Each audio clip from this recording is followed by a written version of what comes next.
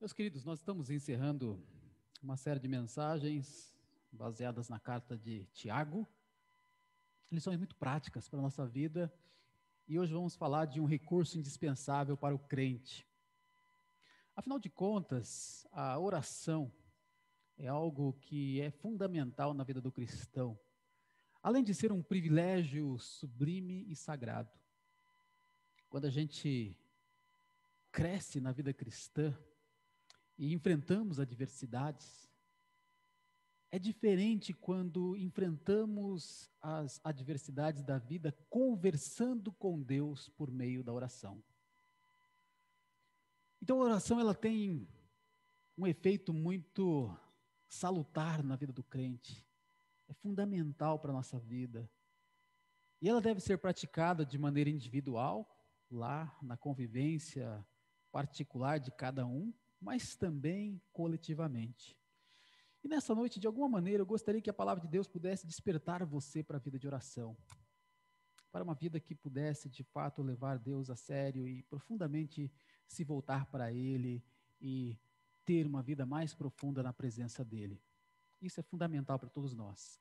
E talvez fique uma pergunta, mas por que eu devo orar? Vocês vão perceber nesta mensagem que nós temos áreas fundamentais, importantíssimas, para buscarmos a Deus por meio da oração.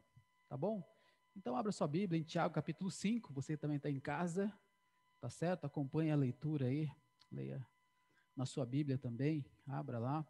Eu vou ler na versão revista e atualizada e você pode acompanhar a leitura da palavra de Deus. Tá bom? Então, vamos lá. Tiago, capítulo 5, a partir do versículo 13. E à medida que a gente for lendo, eu gostaria que você observasse quantas vezes aparece a palavra oração, orar, tá bom? Vai, de alguma forma, percebendo essa palavra ao longo desse texto aqui.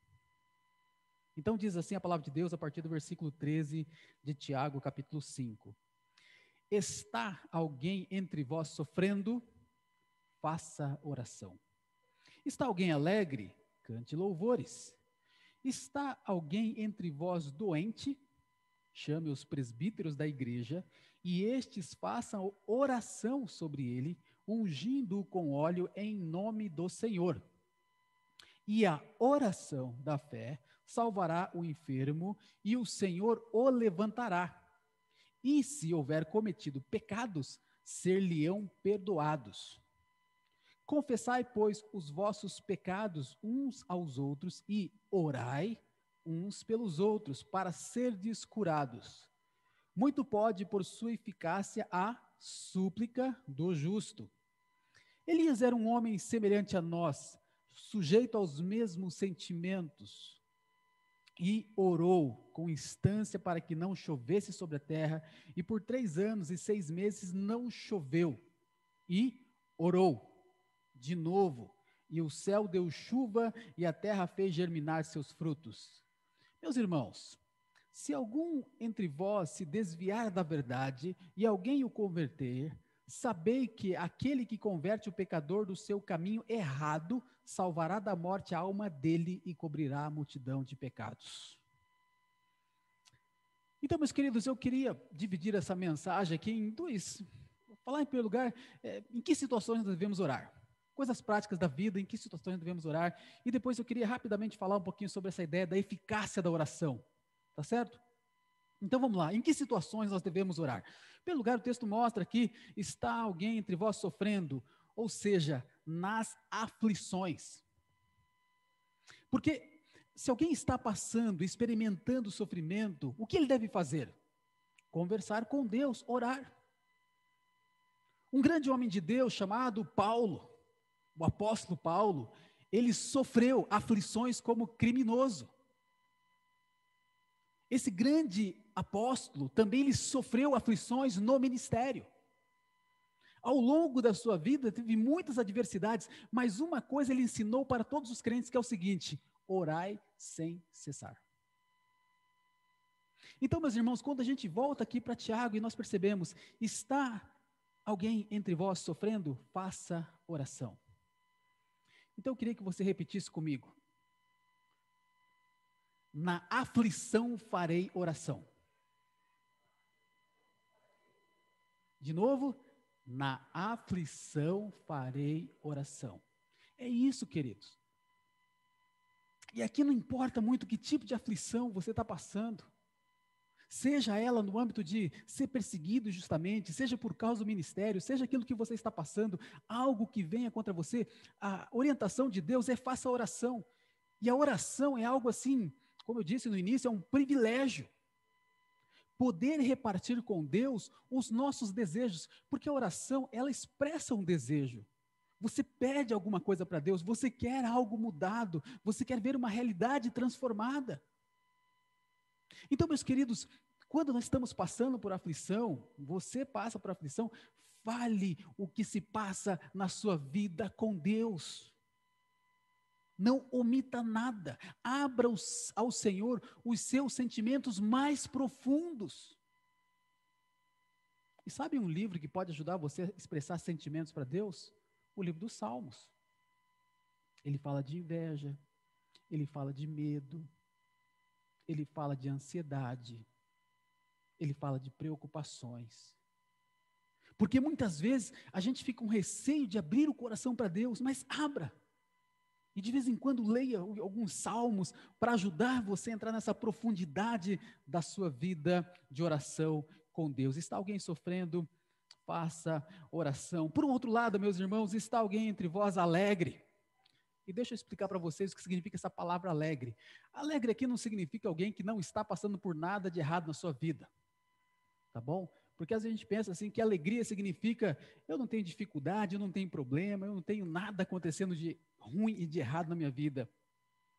Na verdade, essa palavra aqui, ela representa o seguinte, a ideia de ânimo, a ideia de coragem, a ideia de moral elevada.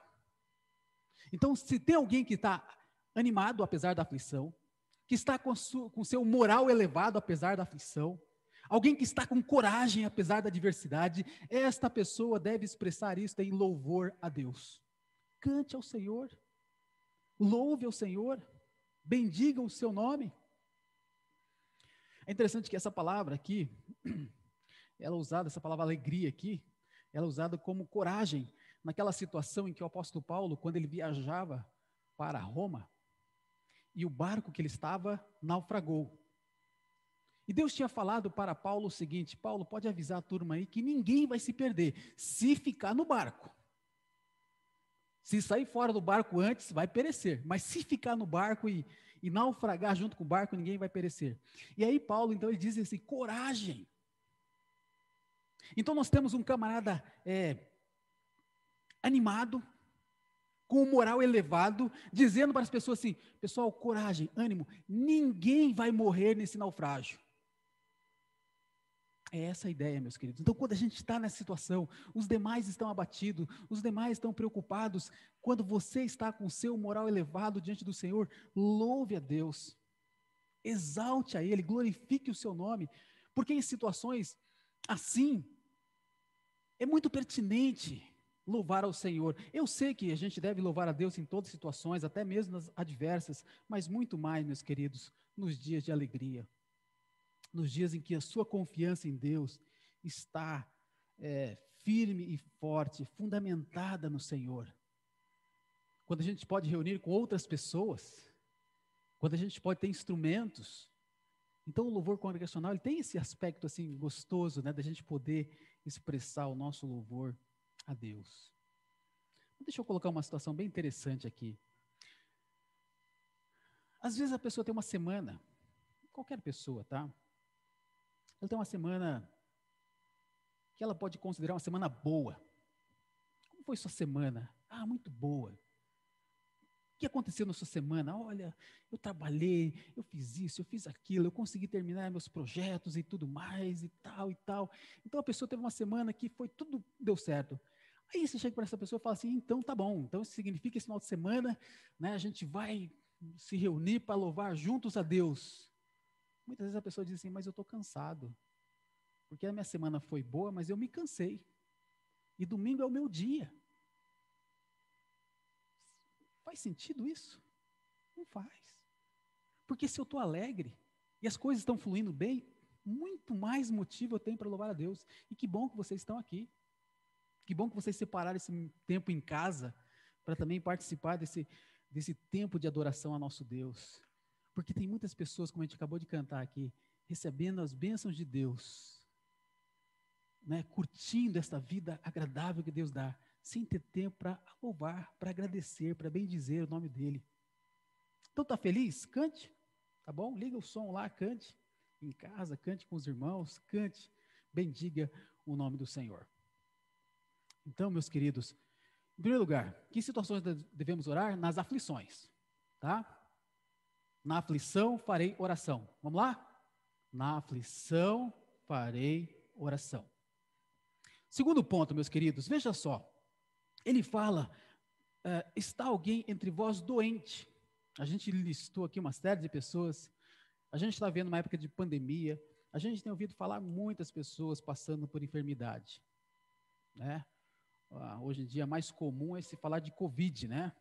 Hoje em dia parece que as pessoas não têm mais problema de coração, enfim, de mais nada. Parece que hoje em dia só o Covid, né? Até a dengue, acho que o Covid matou o mosquito da dengue, né? Porque ninguém mais fala em dengue também, né?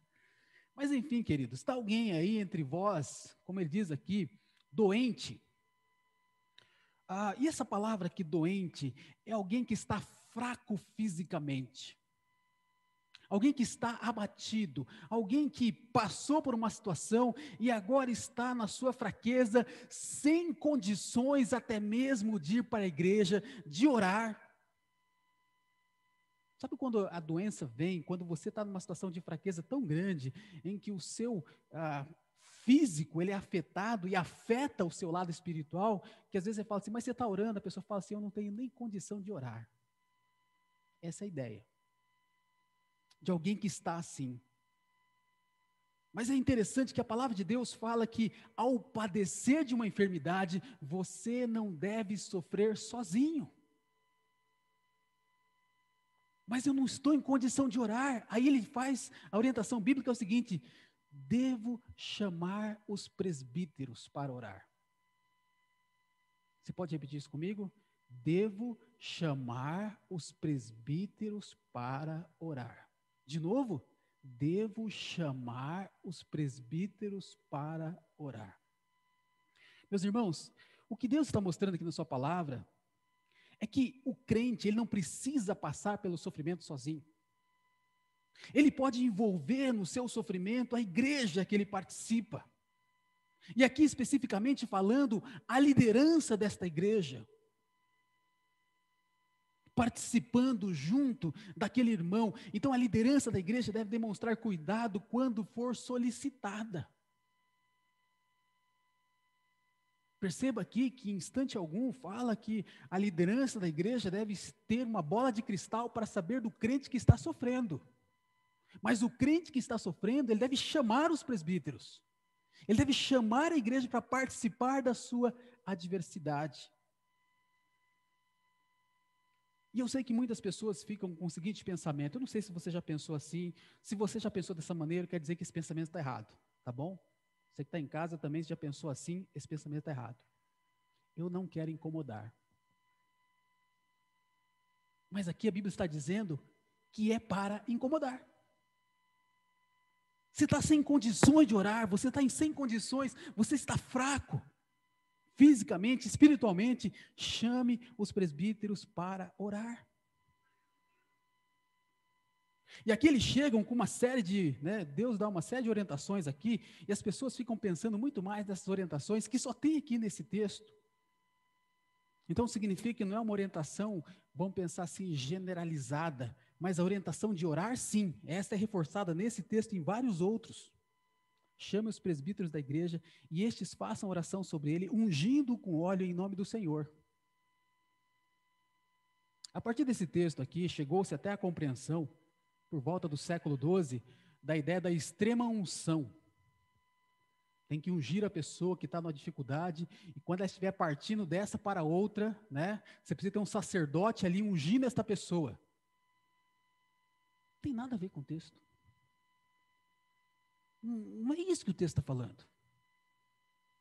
E é interessante, meus queridos, que o que a palavra de Deus mostra é que aqui nós temos a pessoa que está enferma sendo cuidada nos dois sentidos pela liderança da igreja. Por meio da ação terapêutica, muitos dizem, né, que o óleo naquela época era usado de uma forma terapêutica. Não sei se alguém aqui chegou a conhecer, teve uma época, tinha um medicamento que se vendia em tudo que é lugar chamado Doutorzinho. Lembra? Eita, quase todo mundo está balançando a cabeça aqui. Vocês são velhos, hein? Fala sério. E aquilo era milagreiro, né? Era dor disso, doutorzinho. Era não sei daquilo, doutorzinho. Era não sei o que e tal, doutorzinho. O doutorzinho servia para tudo, né? Gente, o óleo naquela época tinha mais um pouco dessa situação. Lembra que aquele homem, quando ele foi encontrado pelo chamado bom samaritano, né? Ele foi ungido com óleo, ele foi cuidado dessa maneira. Tá certo? Então tinha uma função, vamos pensar assim, medicinal. Mas o que a palavra de Deus está mostrando aqui é que, junto com isso, nós temos então a liderança da igreja, a igreja presente, os presbíteros fazendo oração sobre ele. Sim, cuidando fisicamente dele, ungindo com óleo em nome do Senhor. É aquela situação do seguinte: você vai tomar esse remédio, mas o efeito quem vai fazer é o Senhor. Tá bom? Confia no Senhor, mas toma o remédio. Então nós percebemos essas coisas sendo juntas aqui, nessa ação de Deus através da sua igreja, na vida daquele irmão que está enfermo, precisando de cuidados. E aí ele coloca depois, né, logo na sequência do versículo 15, e a oração da fé salvará o enfermo. Aí novamente as pessoas começam a dizer, tá vendo, você precisa ter a oração da fé, né, a oração da fé que faz o efeito. Meus irmãos, o que Deus está mostrando aqui por meio da sua palavra, e quando a gente olha não só para essa expressão, mas para todo o contexto, existe uma ação de Deus na vida da pessoa que está enferma, por meio da sua igreja, para restabelecer esta pessoa, em todos os sentidos, fisicamente, espiritualmente, emocionalmente. Tenha fé sim, porque o próprio Tiago fala que uma pessoa que tem uma fé vacilante, né, lá no primeiro capítulo, a gente passou por esse texto, essa pessoa não vai receber nada do Senhor. Essa pessoa que é como uma onda, né? Está em cima, está embaixo, né? Estou forte, estou fraco. Ele fala, não é para ser assim. É claro que a gente precisa ter confiança em Deus, colocar a total dependência no Senhor, mas entender que o que vai prevalecer é a vontade de Deus. Porque veja só, meus irmãos, os presbíteros vêm aqui, eles fazem oração sobre o doente, eles ungem com óleo em nome do Senhor, a oração da fé salvará o enfermo. E olha só, quem é que faz essa obra? No próprio versículo 15 fala, o Senhor o levantará. O Senhor o levantará. Então, meus queridos, nós precisamos entender o seguinte, a unção, ela não é uma prática milagreira, realizada por um pastor curandeiro. Note aqui, chame os presbíteros. Plural. É um grupo de pessoas que vai lá orar junto com você que está passando pela enfermidade. É a liderança da igreja, é a representação da igreja junto com você naquele momento mais difícil que você estiver passando. Ok? Chame os presbíteros. Mas e se no grupo dos presbíteros não for o pastor? A oração vale? Vale, Ronaldo? Vale, Luiz? Poxa, mas o pastor não está presente, só os presbíteros. Notem, queridos, que muitas vezes as pessoas elas começam a colocar certas práticas que a gente não encontra o respaldo bíblico. Tem irmãos que, ao receber a oração de presbíteros, de irmãos e tal, tudo mais, fica chateado se o pastor não for orar junto com ele. Mas a orientação bíblica aqui é, você está sofrendo, você está doente? Chame os presbíteros. A liderança da igreja para estar com você naquele momento adverso. Então, quem cura o enfermo, quem livra o doente da enfermidade é o Senhor. Porque a vontade dele sempre prevalece, ele faz o que lhe agrada. E aí, como fala o texto aqui, salvará o enfermo. Esse enfermo aqui, é interessante que ele usa uma palavra diferente aqui. Ele está dizendo que esta pessoa ela está abatida, ela está cansada, ela está tendo um colapso. Ou seja, está nas últimas. E o Senhor levanta. E meus irmãos, quando há um propósito de Deus em levantar o doente, Ele faz isso. E mesmo quando a pessoa parte dessa para outra, se existe uma finalidade de Deus mostrar quem Ele é, Ele traz de volta, como aconteceu com Lázaro. Mas depende do Senhor, é o Senhor que faz isso. Então aqui não tem a ver, não está restrita a presença de pessoas, não está restrita a questão da unção com óleo, não está restrita a oração da fé, está direcionada para o Senhor. É o Senhor que levanta. Ele usa assim a instrumentalidade da liderança, a oração da fé, os irmãos pedindo com confiança, mas em última instância quem decide é o Senhor.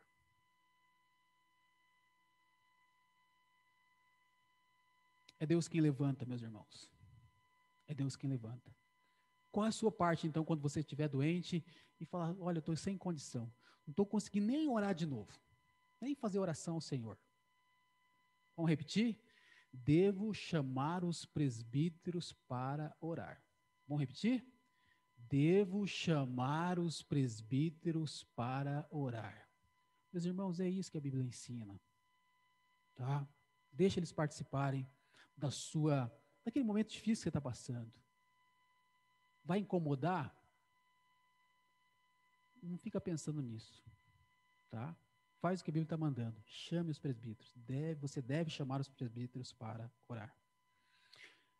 Muito bem, então, que situações devemos orar? Nas aflições, na fraqueza física. Uma outra situação que a gente também deve orar e colocar a oração como foco é na restauração espiritual.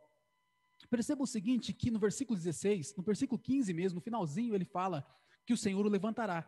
E se houver cometido pecados, ser-lhe-ão perdoados. Versículo 16, confessai, pois, vossos pecados uns aos outros e orai uns pelos outros para serdes curados. Muito pode, por sua eficácia, a súplica do justo. Então, meus irmãos, veja só. Uma outra situação que você deve orar é pela restauração espiritual. Porque veja só que, ao que parece nesse contexto aqui, está falando sim de enfermidade, mas ao mesmo tempo, há situações em que a fraqueza, em que a doença, ela é causada por causa de pecado. Há situações na vida de alguém que aquilo é fruto de pecado. Eu posso citar para vocês Davi, quando ele faz o Salmo 32, né? Ele fala, enquanto eu calei o meu pecado, envelheceram-se os meus ossos pelo meu constante gemido. Né? Ele falou assim, eu me tornei, sabe, como uma sequidão de estio. Sabe por quê? Porque a mão do Senhor pesava sobre mim. Então o pecado ele pode causar sim. E aqui, uma vez que os presbíteros foram chamados, uma vez que a igreja está presente, aproveite esse momento para buscar o perdão de Deus, porque se houver cometido pecado, ser-lhe-ão perdoados. Então sim, ora, unge com óleo, faz esse cuidado terapêutico, oferece o cuidado espiritual, mas acima de tudo leva ao perdão de pecados, à restauração desta vida na presença do Senhor. Mas para isso, meus irmãos, veja só uma coisa que é necessária, a confissão. Confessai, pois, os vossos pecados uns aos outros e orai uns pelos outros para serdes curados. A cura, ela requer a confissão.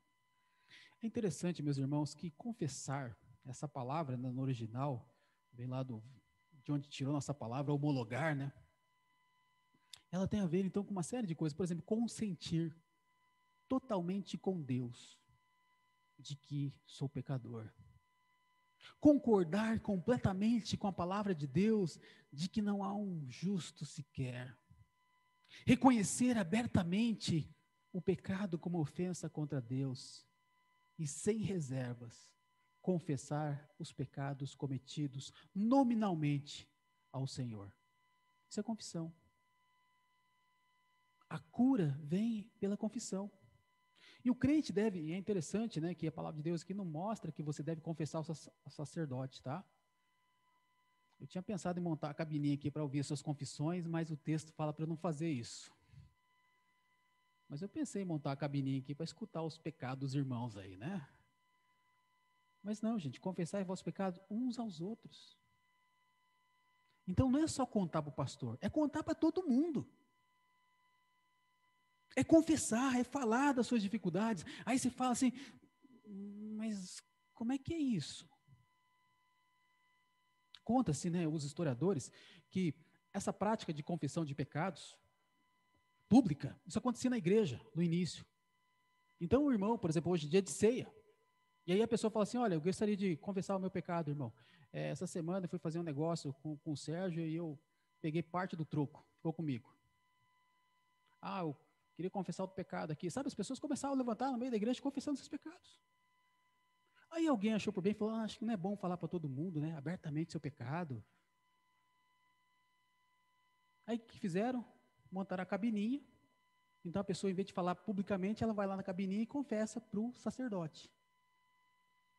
Mas não é isso que a Bíblia fala, meus irmãos. A Bíblia fala da gente admitir o nosso pecado uns para os outros. Porque, veja só, é assim que a igreja vai ter esse trabalho terapêutico, de restauração, de cura, mas o orgulho, a vaidade, a soberba, a arrogância não permite que admitamos pecados. E quando a gente lê a Bíblia está cheia de fracassos. É a disputa de Tiago junto com seu irmão João pelos lugares mais importantes. É Paulo confessando o seu medo da morte, a sua soberba. É Davi, é Abraão, é Noé, é Elias. Deus contou tudo o que eles fizeram. Lembre-se disso quando você quiser ocultar o seu pecado. Quem esconde os seus pecados não prospera, mas quem os confessa e os abandona, alcança a misericórdia. Vamos mais uma frasezinha para a gente guardar esse texto na cabeça? Minha restauração requer confissão. Vamos dizer isso? Minha restauração requer confissão. É isso, gente, é admitir. O caminho para a exaltação, ela começa na humilhação. E humilhação, às vezes, é confissão. É você falar para outra pessoa, olha, eu errei. Alô, eu falei contigo. E lembre-se que Deus se opõe ao orgulhoso, mas concede graça ao humilde. Então não tenha receio de concordar com Deus e dizer sim, eu pequei, eu errei. E aí, meus queridos, tem uma outra coisa interessante, uma outra situação que a gente deve orar. Então vamos só repetir essa aqui. Minha restauração requer confissão. Vamos dizer? Minha restauração requer confissão. A gente precisa, meus irmãos, passar por esse caminho, se nós quisermos a cura de Deus para as nossas vidas. E mais uma razão para a gente estar orando. Pula lá para os versículos 19 e 20. Depois eu vou falar rapidamente sobre a eficácia da oração, é bem breve. Mas ele fala, meus amados, se algum de vós se desviar da verdade e alguém o converter, você tem que orar por conversão do desviado. Não aparece a palavra aqui oração, tá? Mas a gente percebe uma intenção de resgatar uma pessoa que se desviou da verdade. E a base disso tudo é o seguinte, não há causa perdida para a oração. Eu tenho que orar até mesmo por aquelas pessoas que se afastaram. E o contexto aqui parece ser de um irmão que, seguindo a Cristo, ele se desviou da verdade e passou a viver em pecado. E ele foi gradativamente se afastando da vontade de Deus. Agora, o que o texto mostra é que, quando a gente ajuda esse camarada a voltar para Deus, a gente está livrando a alma dele de sofrer, da morte.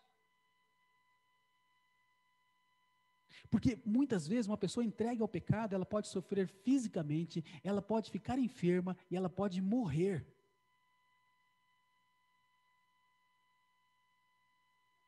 E vocês devem lembrar o texto que fala sobre isso. Né? Por isso há entre vós muitos fracos e doentes, e não poucos que dormem. Então, quando a gente ora, quando a gente busca uma pessoa para restaurar, na realidade nós estamos ajudando esta pessoa a preservar a sua vida. Porque se a mão de Deus pesar e a disciplina do Senhor chegar, não vai ser o Covid que vai levá-lo embora, mas vai ser a mão do Senhor. Vamos preservar os irmãos então, meus queridos, orando pela conversão do desviado. Vamos dizer isso? Devo orar pela conversão do desviado. Repita comigo. Devo orar pela conversão do desviado. Em nome do Senhor, meus irmãos, nós temos que fazer isso. E é claro que aqui não está dizendo que em nome do amor a gente vai pôr toda a sujeira embaixo do tapete. Não, não, eu vou atrás para ajudar, porque eu quero ver essa pessoa salva. E salva aqui é preservada a sua vida física, tá? Porque Deus não rejeita uma pessoa que pecou. Deus rejeita um pecador que não quer confessar o seu pecado. Porque uma pessoa que confessa e deixa, essa pessoa alcança misericórdia. E por fim, meus irmãos, falando rapidamente sobre a questão da eficácia da oração. Né? A palavra de Deus fala que a oração é poderosa e eficaz. E a gente tem muitas ideias sobre isso, mas eu gosto muito desse texto, porque, veja só, sim, a oração é poderosa e eficaz. E Deus usa para isso a vida do profeta Elias, para mostrar isso. Eu acho que não poderia ser outra pessoa, mas esse grande exemplo para nós, como Elias. Porque Elias, veja só, eu quero citar alguns textos para você, não vou pedir para você ler agora, mas depois, se você quiser, está tudo em 1 Reis, capítulo 17, 18, 19, tá? Você vai encontrar essa história lá. Então, Elias, ele começa o seu ministério, na realidade, aquela situação da chuva, como ele fala aqui, citando a disciplina de Deus pelo descumprimento do povo da aliança. Deus estabeleceu uma aliança com o povo, é o seguinte: obedeça e vocês serão abençoados. Desobedeçam e vocês serão amaldiçoados. Obedeça, terão chuva, desobedeçam, terão seca. E Elias veio e falou o seguinte: tão certo como vive o Senhor, Deus de Israel, perante cuja face estou, nem orvalho, nem chuva haverá nestes anos, segundo a minha palavra.